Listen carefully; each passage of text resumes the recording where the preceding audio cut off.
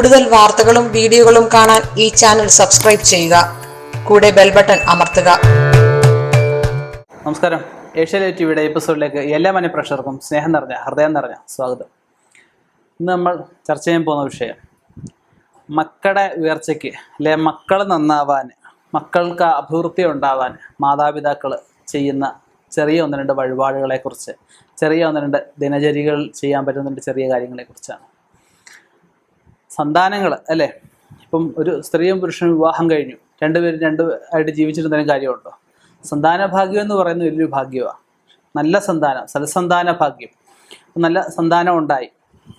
സന്താനത്തിന് പഠിക്കേണ്ട സമയത്ത്, ഓരോ സമയത്ത് ഓരോ കാലഘട്ടങ്ങളിൽ ഓരോന്നും കിട്ടിക്കൊണ്ടിരിക്കണം അല്ലേ. പഠിക്കേണ്ട സമയത്ത് പഠിക്കണം, ജോലി കിട്ടുന്ന സമയത്ത് ജോലി കിട്ടണം, വിവാഹം നടക്കേണ്ട സമയത്ത് വിവാഹം നടക്കണം. ഓരോ കാര്യത്തിനും ഓരോ ഇതുണ്ട്.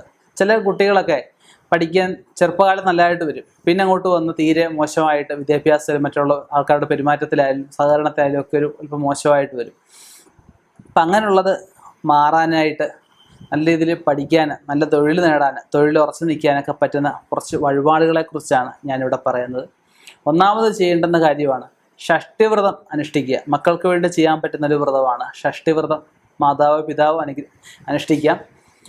മാസത്തിലെ 2 ഷഷ്ടിയുണ്ട്, ഏത് വേണമെങ്കിലും അനുഷ്ഠിക്കാം. കറുത്ത വർഷത്തിൽ ഷഷ്ടിക്കോ അല്ലെങ്കിൽ വെളുത്ത വർഷത്തിൽ ഏത് വേണമെങ്കിലും അനുഷ്ഠിക്കാവുന്നതാണ്. രണ്ടാമത് ചെയ്യേണ്ടുന്ന കാര്യം, വീട്ടിലെ എല്ലാ ദിവസവും ചെറിയ ഒരു സ്റ്റീൽ കുടം അല്ലെങ്കിൽ ചെറിയൊരു ഓടിൻ്റെയോ ചെമ്പിൻ്റെയോ ഏതെങ്കിലും ചെറിയ വലിപ്പമുള്ള കുടം നിറച്ച്, നിറകുടം എന്ന് പറയുന്നത് നിറകുടത്തമ്പല പഴയ കാലത്ത് പറയും. അപ്പോൾ ആ നിറകുടം നിറച്ചിട്ട് വെള്ളം എടുത്ത് വെക്കുക. വെള്ളം എടുത്ത് വെച്ച് 2 മണി അരി ഇടുക. തുളസിയോ മറ്റെന്തെങ്കിലും പുഷ്പങ്ങളുണ്ടെങ്കിൽ അതുകൊണ്ട് ഇത് വെള്ളം പുറത്ത് കാണാത്ത രീതിയിൽ കവറായി രീതിയിൽ അത് വെക്കുക. വീട്ടിൽ മറ്റ് അശുദ്ധികളൊന്നും ഇല്ലാത്തപ്പോൾ വേണം ചെയ്യാനായിട്ട്. മൂന്നാമത് ചെയ്യേണ്ടുന്ന കാര്യം, കുട്ടികൾക്ക് എന്തെങ്കിലും പരീക്ഷയോ അല്ലെങ്കിൽ ഇൻ്റർവ്യൂവിന് പോകുമ്പോഴോ അല്ലെ വിദേശത്ത് പോവുകയൊക്കെ ചെയ്യുമ്പോൾ കുടുംബദേവതയ്ക്ക്, ദേശദേവതയ്ക്ക്, അതുപോലെ ഗ്രാമദേവത എന്നൊക്കെ പറയും, ധർമ്മദേവത, ഇവിടെയൊക്കെ പോയി എന്തെങ്കിലുമൊക്കെ വഴിപാടുകൾ ചെയ്യുക. നാലാമത് ചെയ്യേണ്ടുന്ന കാര്യം എന്ന് പറഞ്ഞു കഴിഞ്ഞാൽ, വീട്ടിലെ തുളസിത്തറ ഉണ്ടാവുമല്ലോ, തുളസിത്തറയല്ലേ കുട്ടികൾ ഈ പറഞ്ഞ പരീക്ഷയ്ക്കും മറ്റുള്ളതിനൊക്കെ പോകുമ്പോൾ സാധാരണഗതി വൈകുന്നേരം മാത്രമായിരിക്കും വിളക്ക് കത്തിക്കുന്നത്. അത് രാവിലെയും കൂടി വിളക്ക് കത്തിക്കണം. രാവിലെ വിളക്ക് കത്തിക്കുന്നതോടൊപ്പം തന്നെ ഒരു 3 ചില്ല് കർപ്പൂരം കുടുംബദേവതയ്ക്കും ഗ്രാമദേവതയ്ക്കും നിത്യം പ്രാർത്ഥിക്കുന്ന ഭഗവാന്മാർക്കും അങ്ങനെ 3 ചില്ല് കർപ്പൂരം കൂടി കത്തിച്ച് പ്രാർത്ഥിക്കണം. അഞ്ചാമത് ചെയ്യേണ്ടുന്ന കാര്യം എന്താണെന്ന് വെച്ച് കഴിഞ്ഞാൽ, എന്ത് കാര്യത്തിനും പോകുമ്പോൾ മുതിർന്നവരെ ബഹുമാനിച്ചിട്ട്, മുതിർന്നവരുടെ അനുഗ്രഹം കൂടി വാങ്ങിച്ചിട്ട്, അടുത്തുള്ള ക്ഷേത്രത്തിലും കൂടെ പോയിട്ട് പരീക്ഷയ്ക്കായാലും അല്ലെങ്കിൽ ഇൻ്റർവ്യൂവിനായാലും വിദേശത്തായാലും ഒക്കെ പോകുമ്പോൾ അതുകൂടെ അവരുടെയും കൂടെ അനുഗ്രഹം വാങ്ങിച്ചുകൊണ്ട് പോകാൻ ഉപദേശിക്കുക.